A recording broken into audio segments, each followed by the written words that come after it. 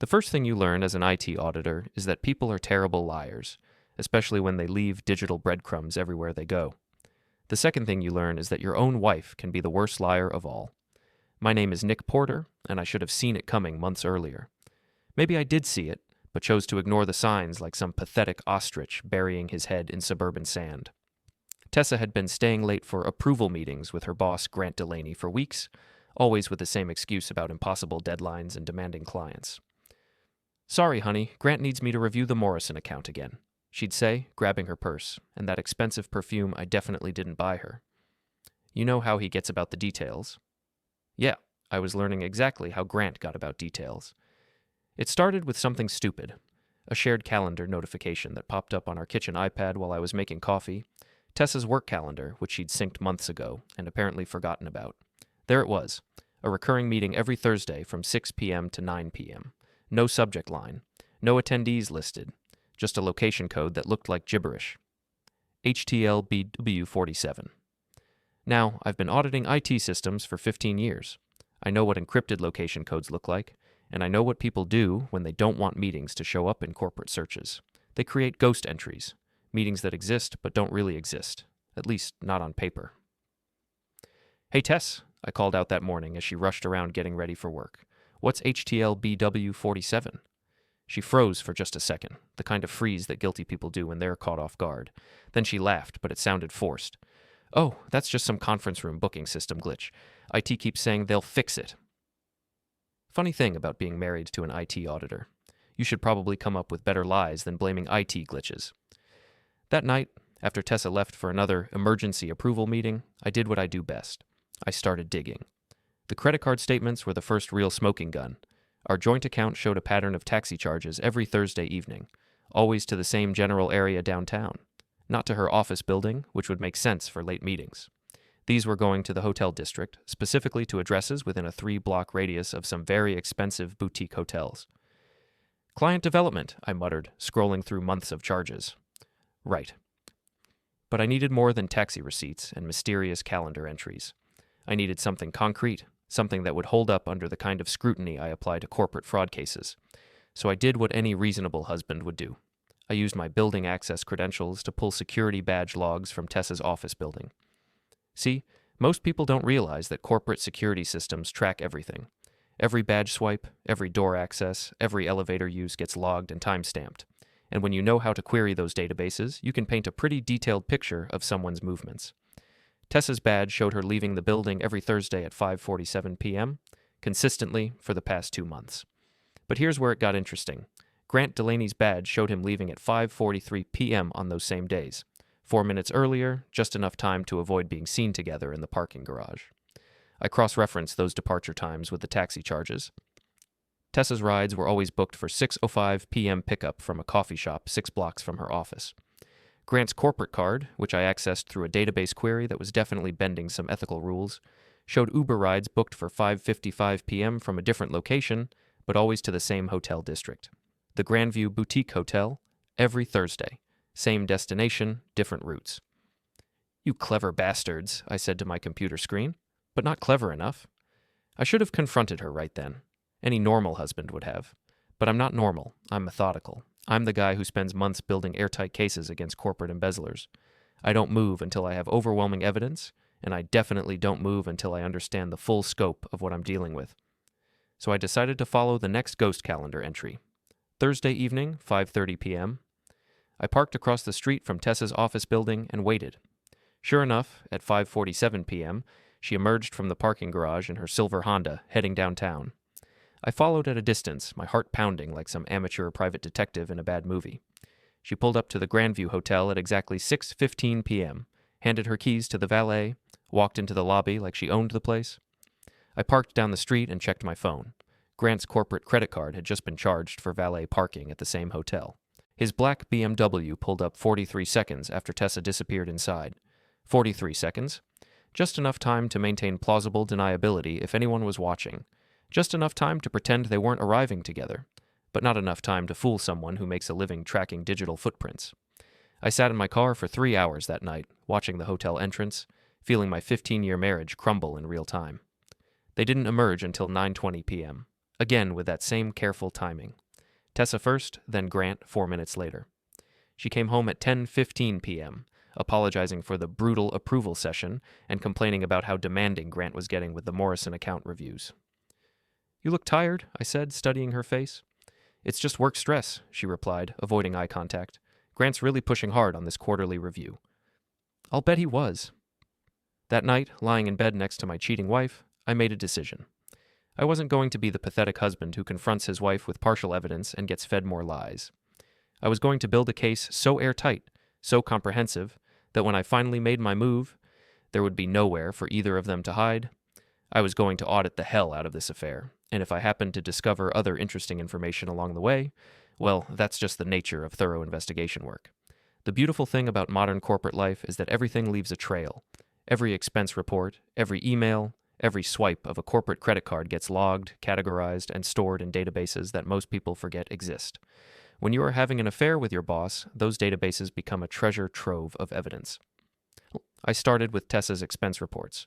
Using my audit access credentials, which technically I wasn't supposed to use for personal matters, but desperate times and all that, I pulled 6 months of her submitted expenses. The pattern was immediately obvious once you knew what to look for. Every Thursday for the past 8 weeks, client development dinner, Morrison account. Always for exactly $247.83. Always at the same restaurant, Chez Laurent, which happened to be the signature restaurant at the Grandview Hotel. Always with a receipt showing 2 entrees, 2 glasses of wine, and shared dessert. But here's the kicker. There was no Morrison account. I cross-referenced every active client in their system, every pending proposal, every closed deal from the past year. Morrison didn't exist. Sloppy, I muttered, printing out the expense reports. Very sloppy. But Grant's expenses were even more interesting. His corporate card showed a pattern of charges that painted a very clear picture. Hotel room, dinner, minibar, spa services. All on company time, all billed as executive development, or strategic planning sessions. The spa charges were what really got me. Couples massage packages, champagne service, room service breakfast for 2 the morning after their Thursday evening meetings. They weren't just having an affair, they were having a luxury affair on company money, and they were stupid enough to leave a paper trail that any first-year auditor could follow. But I needed more than expense reports. I needed communications, and that's where things got tricky. Tessa had always been careful with her phone around me, but I'd noticed she'd been getting a lot more notifications lately. Little buzzes and chimes throughout the evening, always followed by her quickly checking the screen and then putting it face down. The breakthrough came by accident.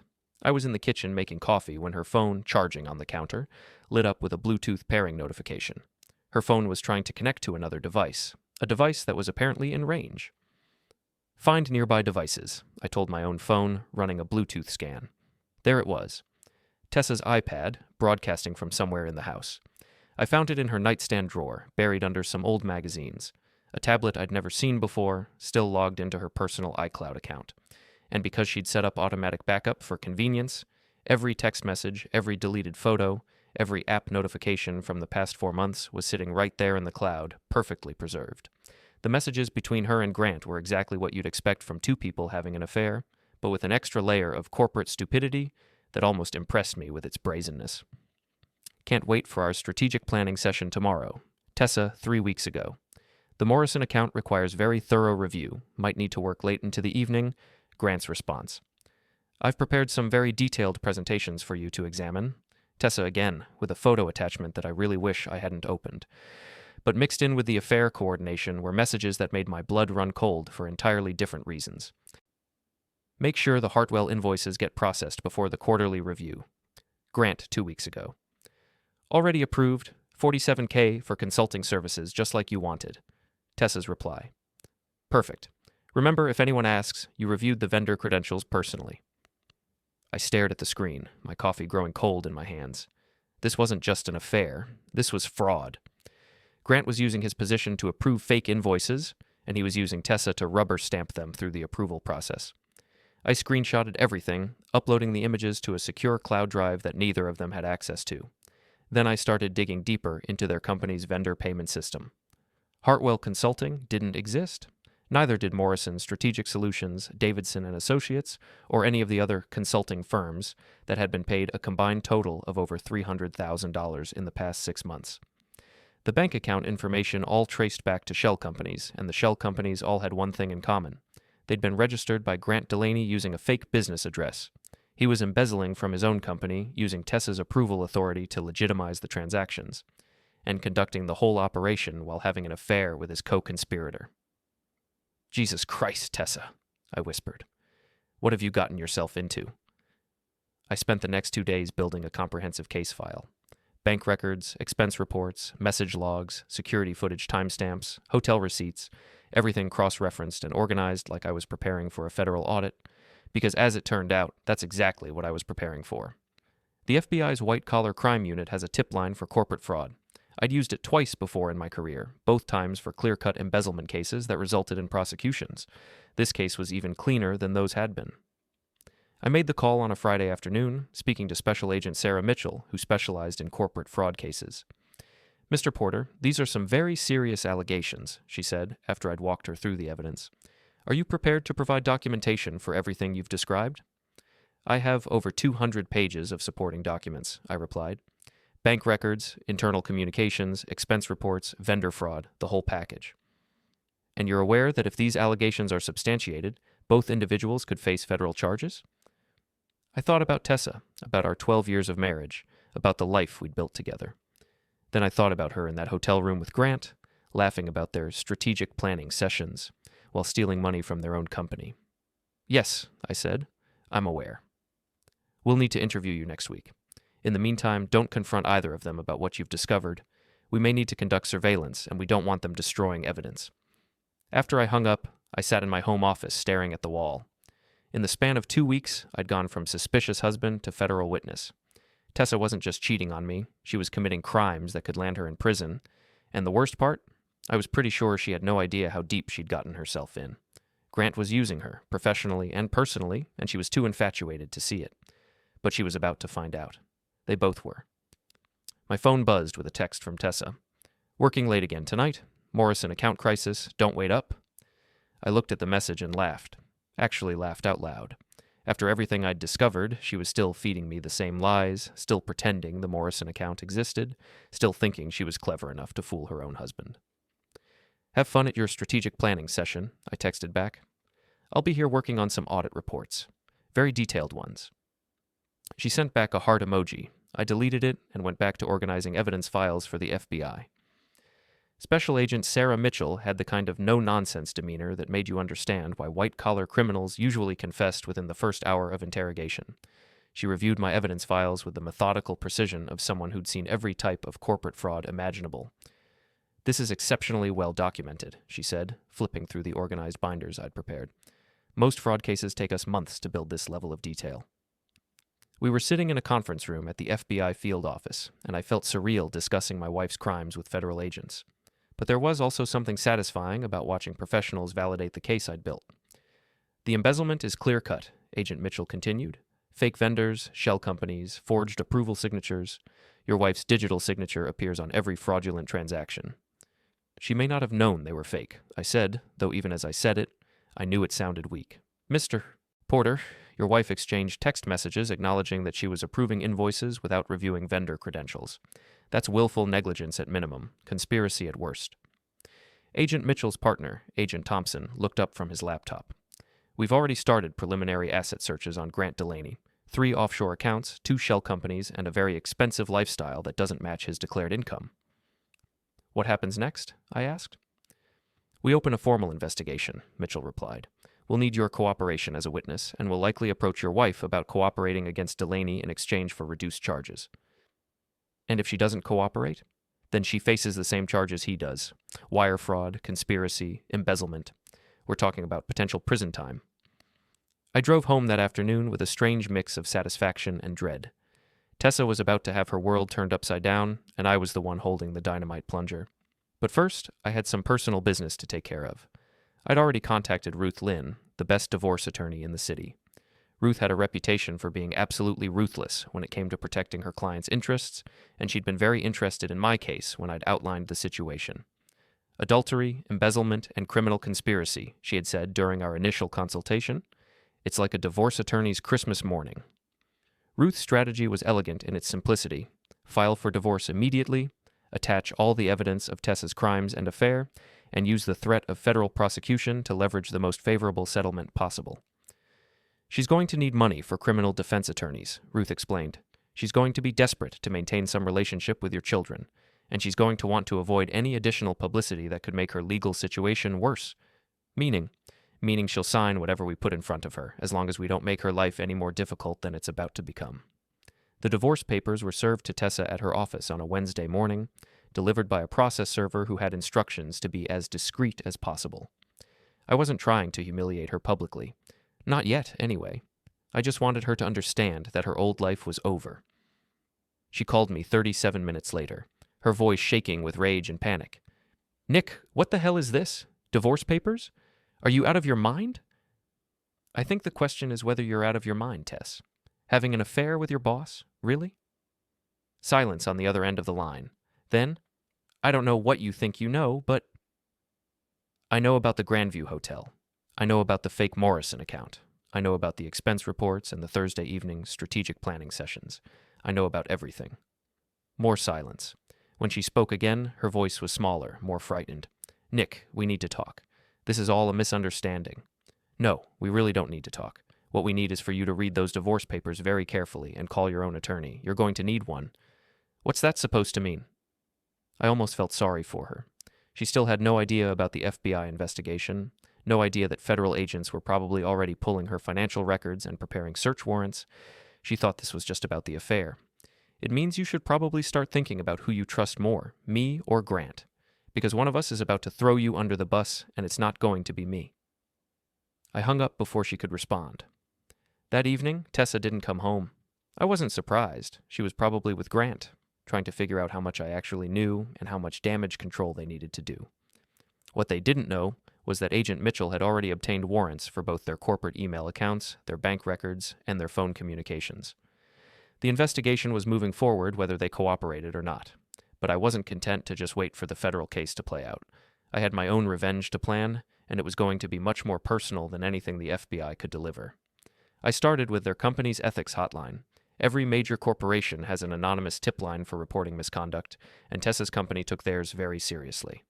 I called on Thursday evening and provided a detailed report about the affair between a manager and his subordinate, including specific dates, locations, and evidence of company resources being used for personal activities. "This is extremely serious," the ethics officer told me. "We'll need to conduct a formal investigation immediately." "I understand there may also be some financial irregularities involved," I added. "Expense report fraud, vendor payment issues, that sort of thing." "Do you have specific information about financial misconduct?" "I think your investigation will uncover whatever irregularities exist. I'm just a concerned party who's noticed some patterns." The ethics investigation would be separate from the FBI case, but it would add another layer of pressure on both Tessa and Grant. Corporate ethics violations could result in immediate termination, loss of benefits, and permanent damage to their professional reputations. By Friday morning, both of them would be dealing with divorce papers, ethics investigations, and federal agents asking uncomfortable questions about their business practices. But I was just getting started. I'd spent 15 years learning how to methodically destroy people's lives using nothing but publicly available information and legitimate legal processes. Tessa and Grant were about to get a masterclass in exactly what that looked like. My phone buzzed with a text from Tessa. "Please call me. We can work this out." I looked at the message and smiled. She still thought this was something that could be worked out, still believed she could talk her way out of the consequences of her choices. She was about to learn otherwise. I deleted the message and went back to planning the next phase of my revenge. The corporate ethics hearing was scheduled for the following Tuesday at 2 p.m. I knew this because Ruth had contacts inside Tessa's company, former clients who'd gone through their own messy divorces and were happy to provide information about their ex-spouse's workplace drama. "They're calling it an emergency personnel review," Ruth told me over the phone. "Both your wife and her boss will be there, along with HR, legal counsel, and at least 3 board members." "Perfect," I said. "That's exactly the audience I was hoping for." "Nick, what are you planning?" "I'm planning to be a concerned spouse who wants to make sure the company is aware of some troubling information that's come to my attention." Ruth was quiet for a moment. "You're going to show up at her workplace?" "I'm going to request a brief meeting with the ethics committee to provide additional context for their investigation, as a concerned family member who's discovered information relevant to their inquiry."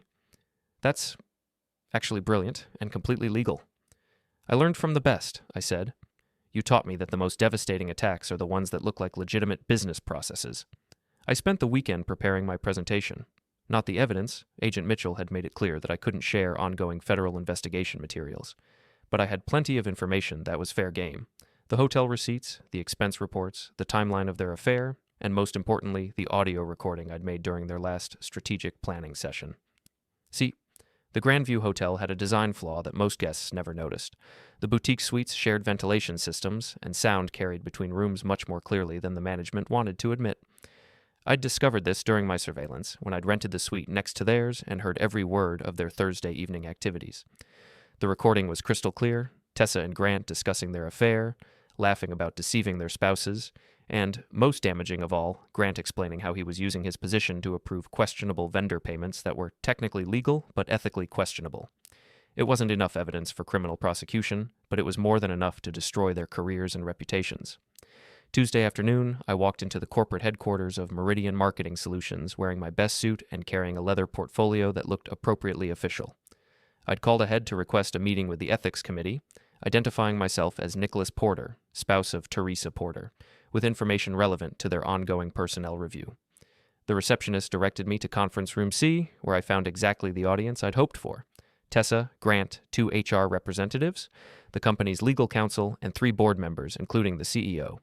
Tessa's face went white when she saw me walk in. Grant looked confused, then angry, then worried as he realized what was happening.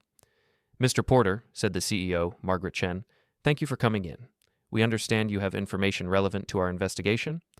I do, I replied, taking a seat at the conference table directly across from Tessa and Grant. I've discovered some concerning information about the professional relationship between these 2 employees, and I felt it was important to share it with the appropriate corporate authorities. Nick, Tessa said, her voice barely above a whisper, please don't do this. Mrs. Porter, Margaret Chen said firmly, you'll have an opportunity to respond after Mr. Porter has presented his information. I opened my portfolio and pulled out a stack of documents.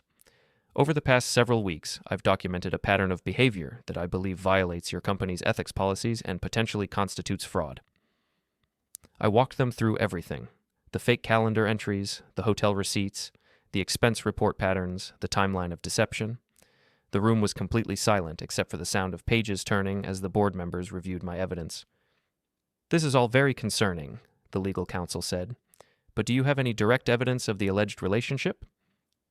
I do, I said, pulling out my phone.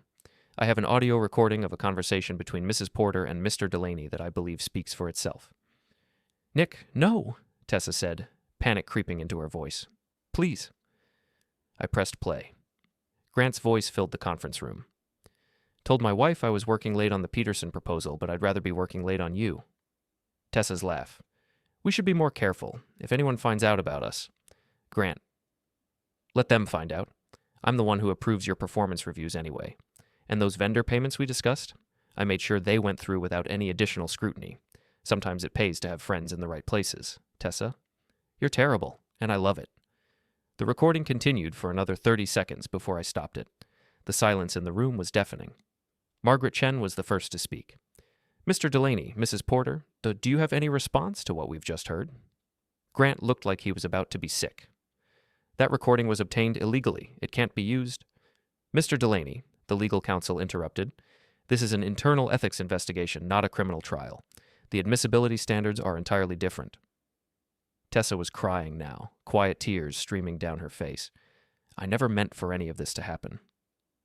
What vendor payments were you referring to in that recording? Margaret Chen asked. Grant's face had gone completely pale. That was taken out of context. Security, Margaret Chen said into her phone.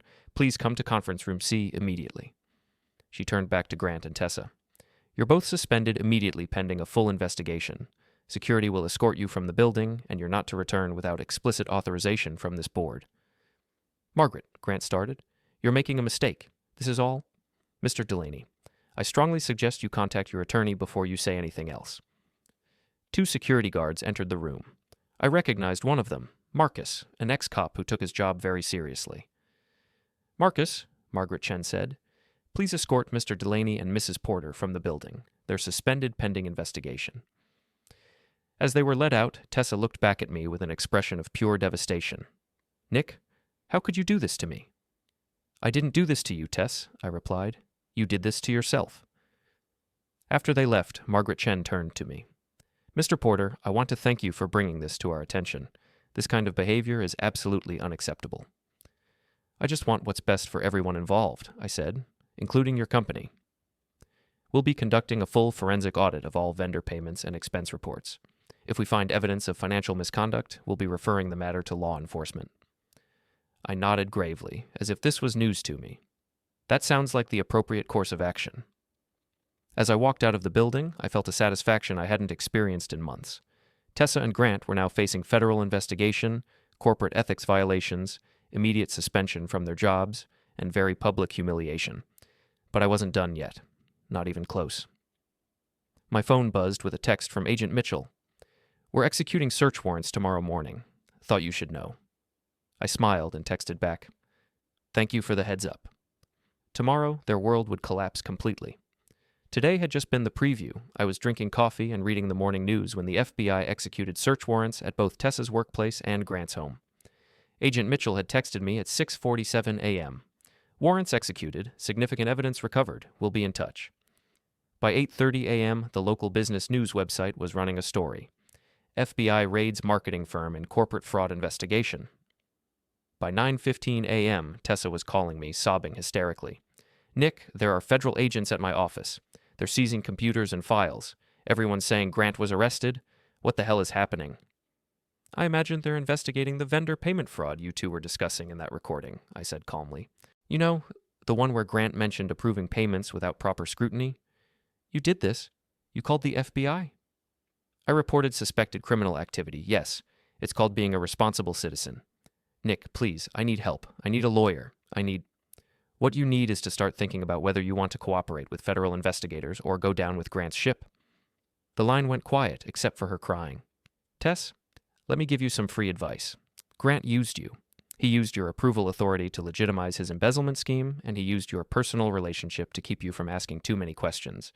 You're either going to be treated as a victim who got manipulated or as a co-conspirator who helped steal company money. That choice is up to you." "I didn't know," she whispered. "I swear to God, Nick, I didn't know those vendors were fake." "Then you better hope the FBI believes that, because if they don't, you're looking at federal prison time." I hung up and immediately called Ruth. "Did you see the news?" I asked. "FBI raids, corporate fraud investigation, your wife's company all over the business section." "Yeah, I saw it." "How does this affect our divorce proceedings?" "It makes everything much easier for us," Ruth said. "Your wife is about to be desperate for any kind of stability she can find. She'll sign whatever settlement we put in front of her." "What about custody?" "A mother under federal investigation for financial crimes. Nick, you're going to get whatever custody arrangement you want." That afternoon, I got a call from Margaret Chen at Meridian Marketing. "Mr. Porter, I wanted to update you on our internal investigation. We've discovered evidence of systematic vendor fraud totaling over $400,000. Mr. Delaney has been terminated for cause, and frankly, we're considering criminal charges beyond what the FBI is already pursuing." "What about my wife?" "Mrs. Porter's situation is more complicated. She clearly violated company policy by having a relationship with her supervisor, and she approved payments without proper verification. However, there's some evidence that she may have been manipulated by Mr. Delaney." "Meaning?" "Meaning we're prepared to accept her resignation in lieu of termination, which would preserve her eligibility for unemployment benefits and avoid some of the professional reputation damage." "That's very generous of you." "We're trying to be fair to everyone involved. Your wife made serious errors in judgment, but we don't believe she was the mastermind of the fraud scheme." After I hung up, I realized that Tessa was actually going to land on her feet professionally, at least compared to Grant. She'd lose her job, but she wouldn't be blacklisted from the industry. Grant, on the other hand, was facing criminal charges, civil lawsuits, and complete professional destruction. But I wasn't satisfied with Tessa just losing her job and facing some legal pressure. I wanted her to understand the full consequences of her choices, and I wanted those consequences to be as public and humiliating as possible. So I made some phone calls. The first call was to my neighbor, Janet, who ran the neighborhood Facebook group and had never met a piece of gossip she didn't want to share. "Janet, I wanted to let you know that Tessa and I are getting divorced. I didn't want you to hear it from someone else." "Oh my God, Nick, I'm so sorry. What happened?" Well, I probably shouldn't go into details, but she was having an affair with her boss, and now they're both under FBI investigation for embezzling money from their company. Are you serious? The FBI?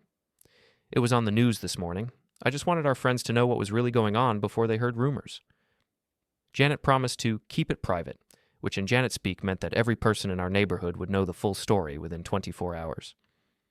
The second call was to Tessa's sister, Linda, who had never liked me and had always thought Tessa had married beneath her station. Linda, I wanted to let you know that Tessa and I are getting divorced. Oh, what did you do to her, Nick?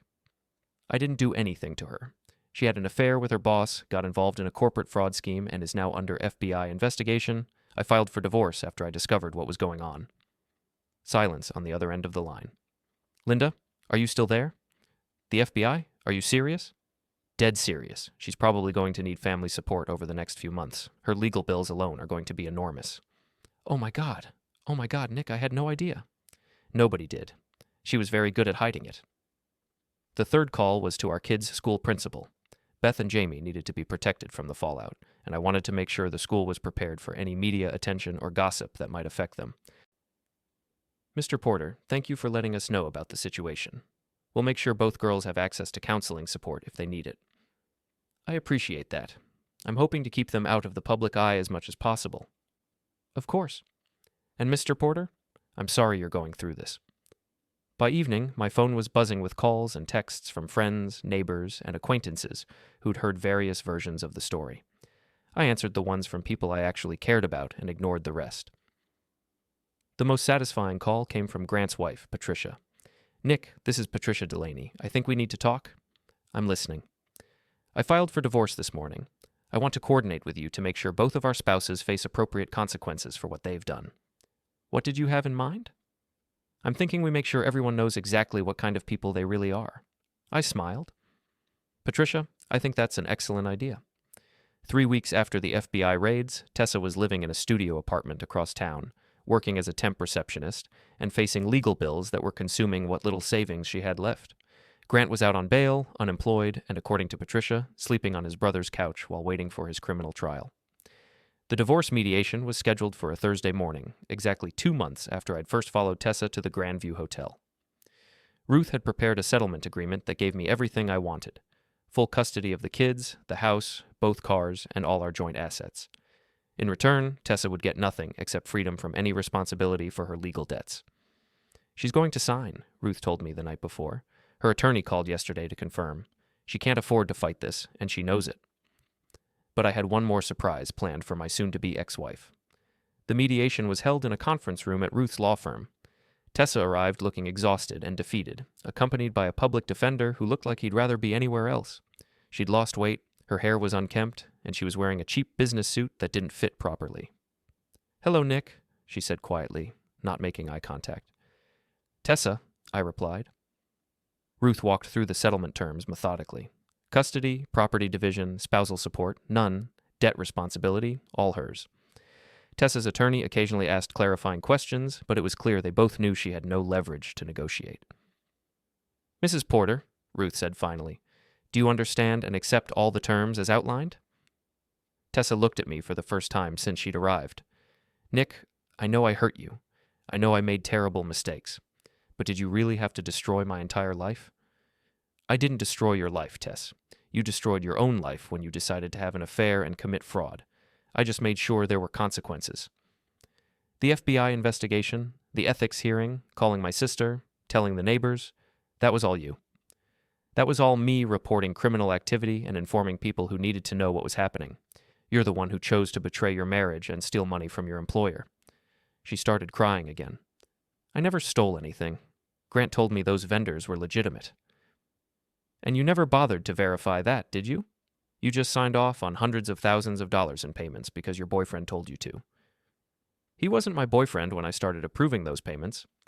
"No, but he was your boss, and you were so eager to impress him that you didn't do your job properly." Ruth cleared her throat. "Mrs. Porter, are you prepared to sign the settlement agreement?" Tessa wiped her eyes and nodded. "Do I have a choice?" "You always have choices," I said. "You just don't like the consequences of the ones you've made." She signed the papers without another word. As we were leaving the building, Tessa caught up with me in the parking lot. "Nick, wait, I turned around. What? I loved you. I know you don't believe that now, but I did love you. I still do. No, you don't. You love the security I represented. You love the life we had together, but you didn't love me enough to stay faithful, and you didn't respect me enough to be honest when you decided you wanted something else. I made a mistake. You made a series of deliberate choices over a period of months. That's not a mistake, Tess. That's who you are. She was crying again. So what happens now? Now you live with the consequences of your choices. You rebuild your life, you pay your legal bills, and you hope the FBI decides you were more stupid than criminal. And us? There is no us. There hasn't been an us since the first time you lied to me about working late. I got in my car and drove away, leaving her standing in the parking lot. That evening, I was at home with Beth and Jamie, helping them with homework and trying to establish some sense of normalcy in their lives. They knew their mother and I were getting divorced, but I'd shielded them from most of the details about why. Dad, Beth said, looking up from her math homework, is Mom going to be okay?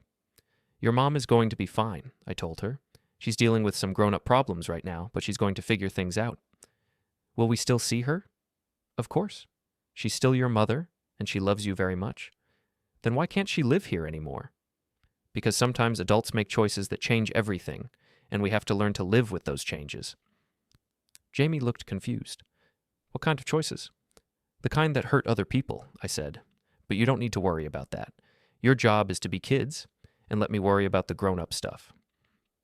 Later that night, after the girls were in bed, I sat in my home office looking at the stack of legal documents that officially ended my marriage. 15 years reduced to a pile of papers and signatures.